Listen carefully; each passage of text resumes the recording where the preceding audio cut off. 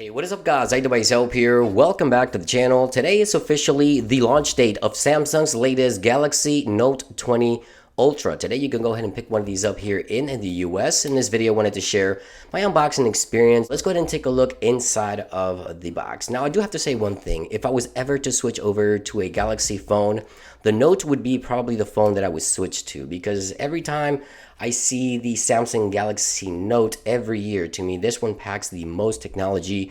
It packs the latest and greatest, and the screen is just amazing. So before we get to the phone itself, I wanted to share with you guys what's available inside this box. Here we have the charging brick and what looks to be the charging cable as well. So the unboxing experience itself is pretty simple, which of course it's not that important to most users. In here we have something else. We have some SIM extractor and maybe some paperwork.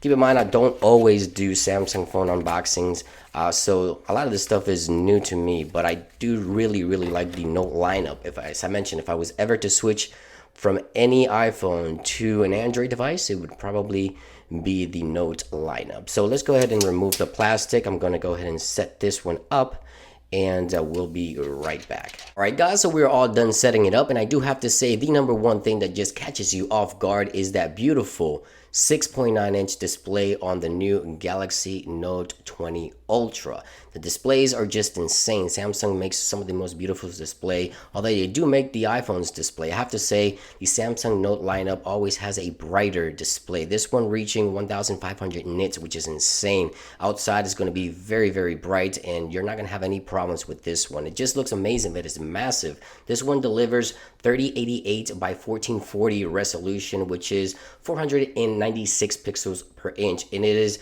a 120 hertz refresh rate, which is unlike the iPhone 60 hertz. This one's 120, very similar to the iPad's Pro display as well.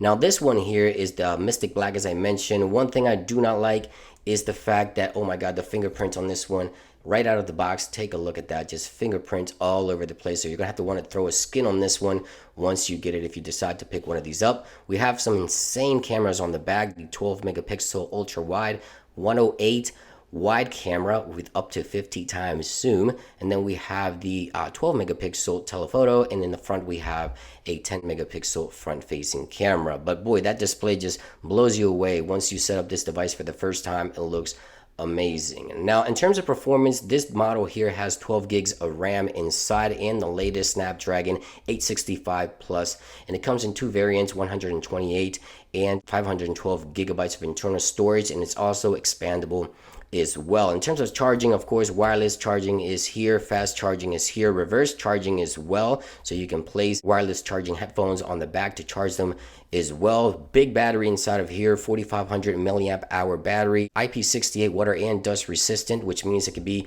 in 5 feet of water, under 5 feet of water, for up to 30 minutes or so. So everything you would expect from Samsung's flagship, of course, is here with the latest Galaxy Note 20. And take a look at the latest stylus, of course, with some of the latest bells and whistles.